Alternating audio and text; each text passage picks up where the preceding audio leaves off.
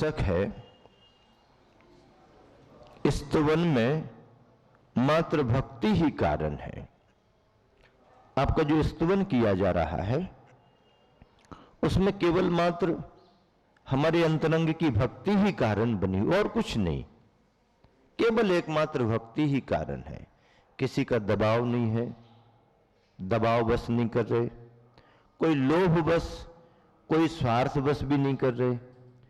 आचार्य प्रवर मानतुंग स्वामी ने ये उपसर्ग निवारण के लिए स्तवन नहीं किया। आचार्य प्रवर मानतुंग स्वामी ने ये जो स्तुति की है ये अपने संकट के निवारण के लिए नहीं की। वो तो इसे हंसते हंसते यूं निकाल रहे थे और ये कह रहे थे, अरे शरीर के ऊपर के बंधनों का क्या, बेड़ियां साकल ये बाहर के बंधन है। इन बाहर के बंधनों से मुझे कुछ लेना देना नहीं। इन बंधनों को तोड़ने के लिए, काटने के लिए, इनसे छुटकारा पाने के लिए मैं भगवान की भक्ति नहीं कर रहा। अरे इन बंधनों को क्या, मैंने तो अपने शरीर को ही बंधन माना है, शरीर को ही बंधन माना है। तुम्हारे इस कारागृह में तो बाद में आया हूं, शरीर के कारागृह में तो जन्म जन्म से मेरा चेतन आत्मा पहले ही से कैद है। और फिर शरीर को ही बंधन क्यों, मैंने तो अपने अंदर के आत्मा से बंधे हुए कर्मों को ही बंधन मान लिया है। मैं तो उन कर्म के बंधनों के छुटकारे की बात कर रहा हूं। ये स्तवन तो कर्म के बंधनों से छुटकारा पाने के लिए कर रहा हूं। बाहर की बेड़ियां साकल मेरे को तो यूं चुटकी बजाते बजाते आचार्य प्रवर मानतुंग चाहते तो कोई ऐसा मंत्र पढ़ते कि सारी बेड़ियां यहां वहां हो जाती, लेकिन किसी को चमत्कार थोड़ी दिखाना, किसी के लिए प्रभावित और आकर्षित थोड़ी करना। ये उपसर्ग तो उन्होंने स्वेच्छा से स्वीकार कर लिया, संसार को यह बतलाने के लिए कि कर्म किसी को भी नहीं छोड़ता है, चाहे वो राजा हो और चाहे महाराजा भी क्यों ना हो, तीर्थंकर भी क्यों ना हो। कर्म अपना फल देने में किसी को छोड़ता नहीं है और ऐसे कर्म के फलों को सारी दुनिया को भोगना पड़ता है। कोई रो रो करके कर्म काटता है तो अपने किए कर्मों को कोई हंस हंस करके काटता है। काटना तो सभी को पड़ता है, फसल आई है तो निकालना तो पड़ेगी। अब रो रो करके निकालो और चाहे प्रसन्नता से निकालो, निकालना तो सबको पड़ेगा। तो आचार्य प्रवर मानतुंग स्वामी ने ये उपसर्ग हंसते हंसते स्वीकार किया और इस विश्वास के साथ कि मंत्रों को पढ़ करके तो यूं छूमंतर कर सकते हैं इन बेड़ियों को, साकलों को, लेकिन अंदर के कर्मों को काटने का ये स्वर्णिम अवसर मिला है। अनुकूलता में जो कर्म नहीं कट पाते हैं, प्रतिकूलताओं में साधक उन कर्मों को हंसते हंसते काट लेता है। इस स्वर्णिम अवसर को खोना नहीं। और इस स्वर्णिम अवसर का भरपूर लाभ उठाया आचार्य प्रवर मानतुंग ने। स्तुति की गहराई में जाते रहे, सुबह से शाम, शाम से सुबह, एक दिन से दूसरा दिन निकलता गया। अंतरंग की गहराई बढ़ती गई। परिणाम जो निकला सबके सामने है।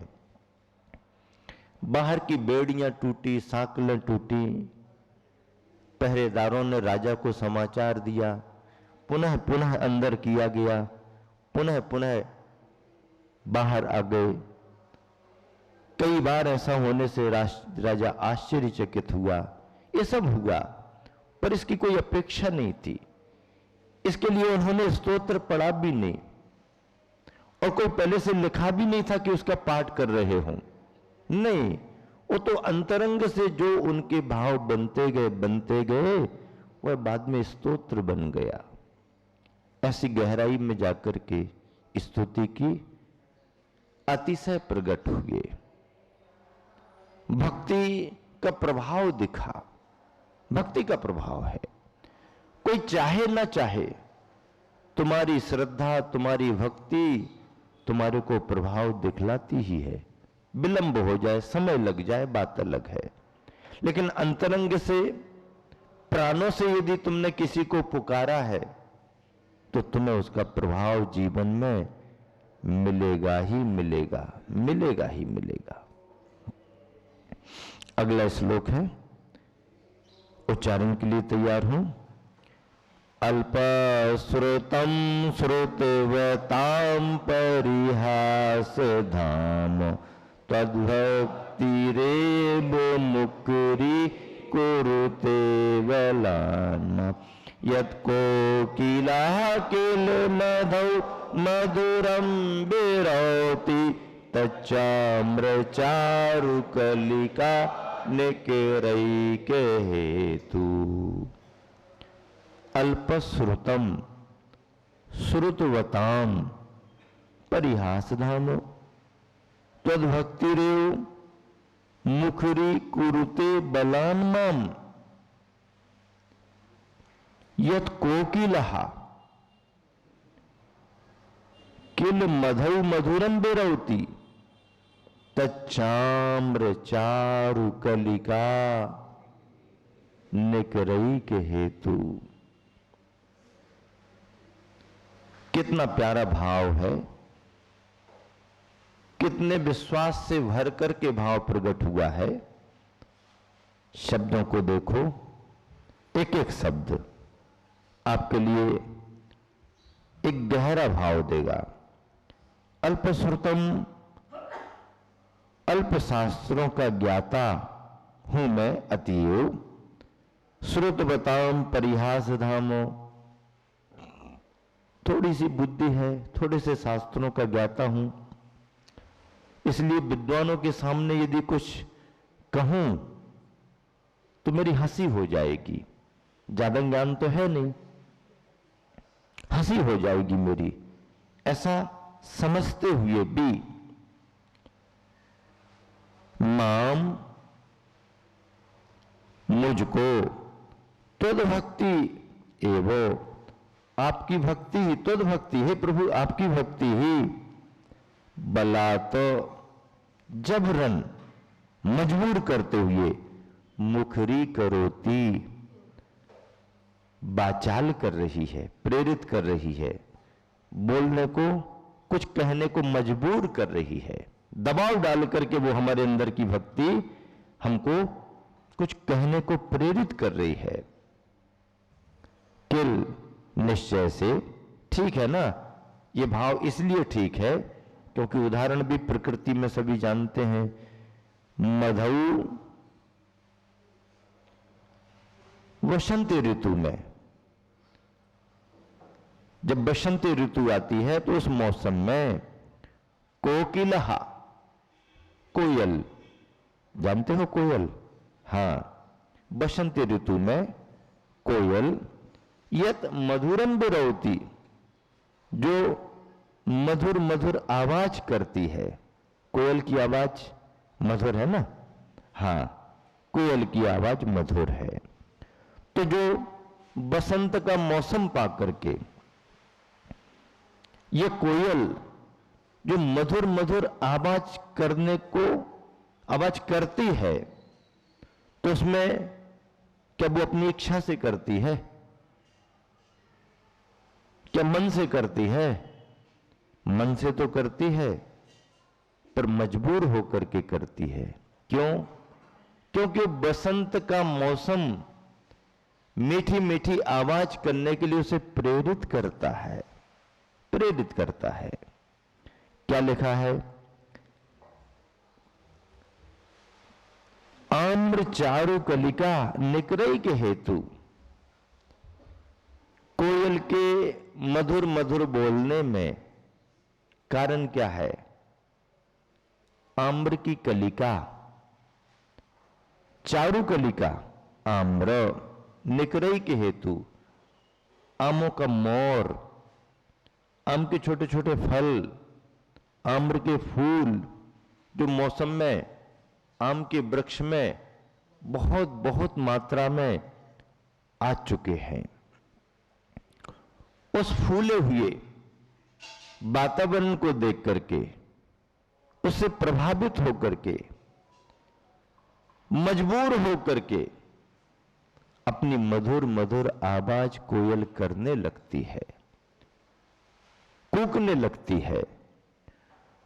तो कोयल की मधुर मधुर आवाज में वसंत ऋतु का मौसम कारण बनता है। ठीक ऐसे ही भगवान, मैं भी बोलने को, आपकी स्तुति करने को मजबूर हो रहा हूं। आपकी भक्ति ही मेरे लिए अंदर से प्रेरित कर रही है। मेरे अंदर जो आपके प्रति समर्पण है, भक्ति है, वही मुझे बार बार बार बार प्रेरित कर रहा है कि करो भगवान की स्तुति, करो भगवान की स्तुति, करो भगवान की स्तुति। मयूर नाचने लगता है आपके कहने से। जरा एक बार हमको दिखा दो, आप कहो मयूर को और पंख फैला दे, वो तुम्हारे को देख के थोड़ी नाचेगा। नाच रहा होगा और तुम चले जाओगे तो पंख और अपने समेट के भाग जाओगा। तुमको क्या नाच दिखाएगा? तुम्हारे को देख करके मयूर नाच रहा क्या? नहीं, मयूर संसारी प्राणियों को देख करके नहीं नाचता है। मयूर तो आसमान की घन घटाओं को देख करके नाचता है। आसमान में जो बादल बने हुए हैं, आसमान में बादल बने हुए हैं, जो बरसात का मौसम बन रहा है, उसे देख करके मयूर नृत्य करता है, हर्षित होकर के नाचता है। नाचते समय वो किसी को देखता नहीं है कि कौन मुझे देख रहा, कौन नहीं देख रहा। वो किसी को देखने के लिए नाचता भी नहीं है। वो भगवान की भक्ति में जैसे भक्त होता है, ऐसे वह प्रकृति के उस वातावरण को देख करके प्रकृति में जीने वाला मयूर नाचता रहता है। प्रकृति में जीने वाला मयूर नाचता रहता है। गुरुवर आचार्य जी ने स्तुति करते हुए लिखा है, तुम जिन मेघ, हे भगवान आप कैसे हो? मेघ के समान हो। भगवान को मेघ कहा गुरुवर आचार्य जी ने। तुम जिन मेघ मयूर में, मैं कैसा हूं? मयूर के समान। भगवान मेघ के समान। तुम जिन मेघ मयूर में, क्या भावना भरे फिर गुरुवर भगवान की भक्ति करते, गरजो बरसो नाथ। अरे अब तो गरजो, अब तो बरसो।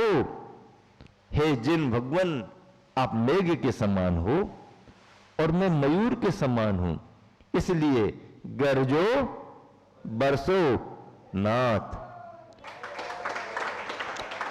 मयूर देखता रहता है कि बादल बन रहे कि नहीं बन रहे, पानी गिरने का वातावरण बन रहा कि नहीं बन रहा, देखता रहता है। और जैसे ही उसको बादल देखते हैं, अंदर अंदर उछाल आती है, हिलोर आती है। गरजो बरसो ना चिर प्रतीक्षित हूं खड़ा। आचार्य श्री गुरुवर कह रहे हैं कि चिर प्रतीक्षित, कब से प्रतीक्षा कर रहा हूं, चिर प्रतीक्षित हूं खड़ा। और कैसा खड़ा हूं? ऊपर करके माथ, अपने माथे को ऊपर करके देखते हुए, कब बादल बने, कब बारिश हो, कब बादल बने, कब बारिश हो, मयूर ऐसा निहारता रहता है। ऐसे ही एक भक्त भगवान की भक्ति करते हुए कहता है, भगवान आप मेघ के समान हो और मैं मयूर के समान हूं, इसलिए अब जल्दी जल्दी गरजो भी और जल्दी जल्दी बरसो भी। कब से प्रतीक्षा करके मैं कब से खड़ा हूं, कब से खड़ा हूं, कब से खड़ा हूं, प्रतीक्षा में। इंतजार की घड़ियां कितनी, एक दिन की नहीं, एक हफ्ते, एक महीने नहीं, एक जन्म भवांतर से कब से प्रतीक्षा कर रहा हूं कि गरजो भी और बरसो भी। और जब गर्जना और बरसना हो जाता है तो मयूर के चेहरे पर आह्लाद, तृप्ति का अनुभव होता है, दिखता है। ऐसे ही भक्त के भावों में जब भगवान की भक्ति आती है तो चेहरा आह्लाद से भर जाता है, हृदय आनंद से भर जाता है, आत्मसंतोष होता है। आप सभी भक्तामर स्तोत्र की महिमा को बड़े ही शांत भाव से, आनंद के साथ एक नए प्रयोग के रूप में, केवल युवा ही युवा, हालांकि युवा की परिभाषा उम्र को लेकर के कभी नहीं बनती। अपने ब्रह्मचारी भैया राकेश जी सिद्धायतन वाले हैं, यदि उन्हें अवसर कभी मिले तो व्याख्या करेंगे कि युवा की परिभाषा कोई उम्र से नहीं बनती है। युवा किसे कहें? आप लोग कहोगे जिसकी उम्र कम हो तो युवा है, नहीं, ऐसा नहीं। धर्म के क्षेत्र में युवा की परिभाषा ये नहीं। क्या बनेगी? विद्वान बतलाएंगे, वृत्तिजन बतलाएंगे कि जिसके अंदर कुछ करने का उत्साह होता है, जिसके अंदर कुछ करने का उत्साह होता है, वो 80 और 90 साल का बूढ़ा आदमी भी युवा माना जाता है। उदय के कारण कुछ बातें समझ में नहीं आती, पकड़ में नहीं आती, और अल्पश्रुतम आदि आदि का भाव करे तो उसको विद्या की प्राप्ति होगी, क्षयोपशम बढ़ेगा। और इसे पादानुसारी रिद्धि के साथ में जोड़ा गया है। ये रिद्धियां महा मुनीश्वरों को प्राप्त होती हैं। इस काव्य की शक्ति और रिद्धियों का भाव आपके बीच में रखा गया।